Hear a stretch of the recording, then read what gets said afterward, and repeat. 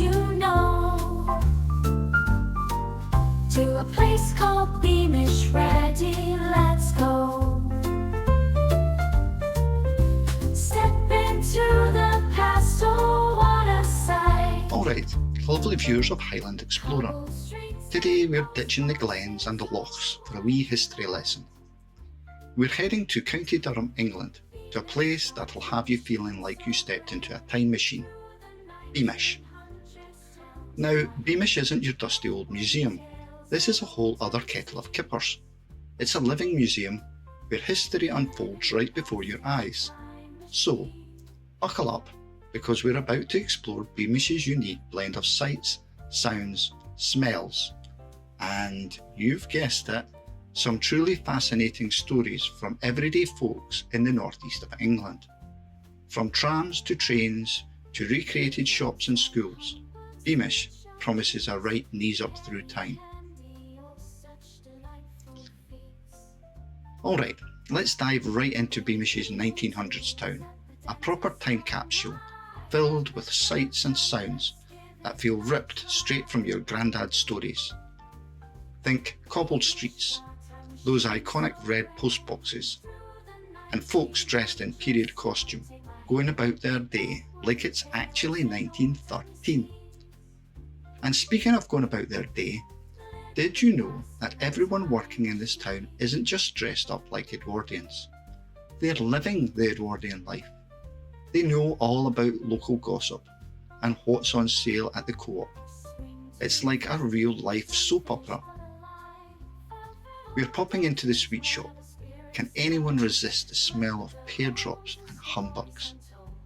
Word is, you could walk into a shop like this as a kid, hand them a penny, and walk out with enough candy to make a dentist weep. Mind you, it wouldn't be long before you were at the dentist surgery, and with instruments that look suspiciously borrowed from a medieval torture chamber. I don't know. Yikes. Speaking of trades, the town's even got a working garage, a bank, and if we're lucky we might see the trams roll through. Imagine relying on those beauties for your daily commute. And if you think your driving tests are tough now, back then you might have been judged by the local bobby and sent on your way with a cheerful wave.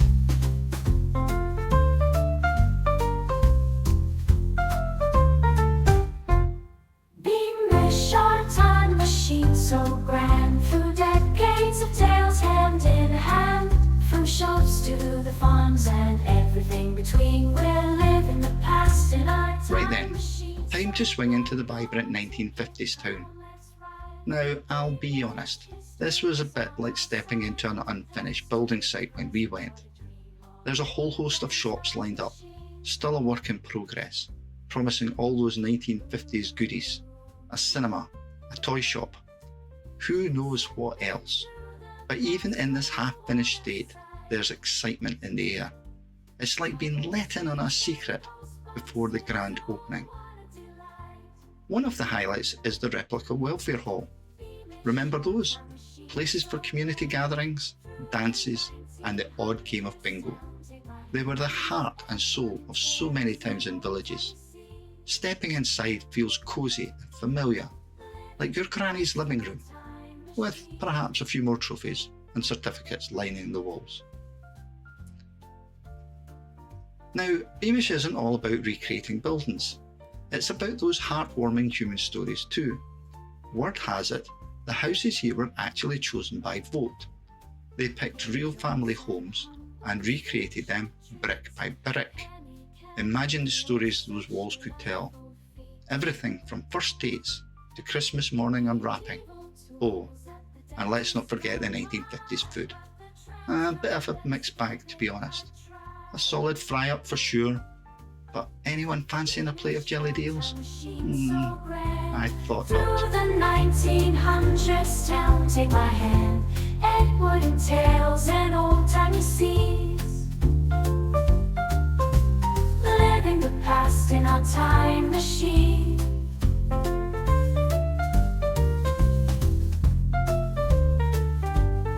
Now, no proper journey through time is complete without a train ride. Let's step back into Rowley Station, a little marvel that looks like it popped right out of a picture book. It was moved here piece by piece back in the 1970s, and it still smells of coal and steam, proper scent of a classic railway station. Just imagine the hustle and bustle, miners heading off for a shift, families visiting relatives, all those farewells and happy reunions.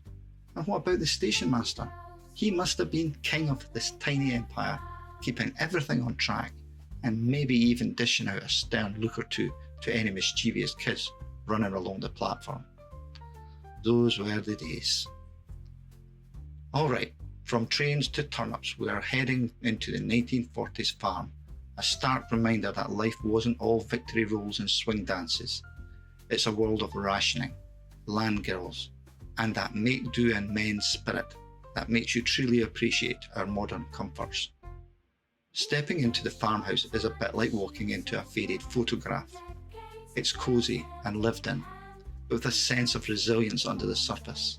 The wireless, or radio station to us youngsters, is crackling with news updates.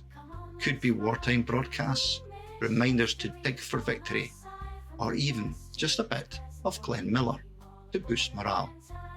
Now, don't let the smell of baking bread fool you. Rations were tight. You could hear the rumble in your tummy after dinner of a potato pie, and I'm not thinking the fancy kind either. But you won't find folks in this house complaining. They'd just make the most of whatever they had. One woman even used blackout curtains to make a dress. Talk about resourceful. Out in the fields you might see the land girls in action. They stepped up to keep Britain fed during the war and showed that women were just as essential as the men on the front lines. Let's not forget the animals either. There are sheep, cows, and those noisy pigs that seem to have an opinion on absolutely everything. Beamish isn't just about history, it's a feast for the taste buds too. From 1900s fish and chips wrapped in newspaper to the 1940s ration treats, there's something for everyone, though the jelly eels still get a hard pass from me. Now, the bakery is a real temptation, serving up fresh bread that made your granny proud. We tried something unpronounceable. Singin hinnies, hinnies, not sure, but they were delicious little griddle cakes. And of course you can't leave the northeast without a proper pub meal. You'll find cosy snugs, hearty pies and local ales to wash it all down. Honestly, Beamish is worth a visit just for the food. And with that, our Beamish time machine is sputtering to a halt. It feels like we've only scratched the surface. There's a whole 1900s pit village and colliery still to explore. Imagine heading down into the mines, seeing the tough working life of generations past, plus the 1820s pockerly. It'd be amazing to witness life before all modern inventions. And then the 1950s farm. We only got a glimpse of that. Time always flies when you're having a grand adventure. It seems that history, like Beamish itself, keeps expanding. One visit is never enough, which just means we'll have to come back and explore more of what this living museum has to offer. After all, they always say the great discoveries come from a return ticket. And for all you viewers out there, the same applies. Get out there and explore your own patch of history. You never know what wonders lie just around the corner. Until next time, keep those adventures coming. Every corner of Beamish a story to behold. Rowley Station steam fills the air, miners and family stories to share. 1940s farm rations and plows. Land girls work in fields.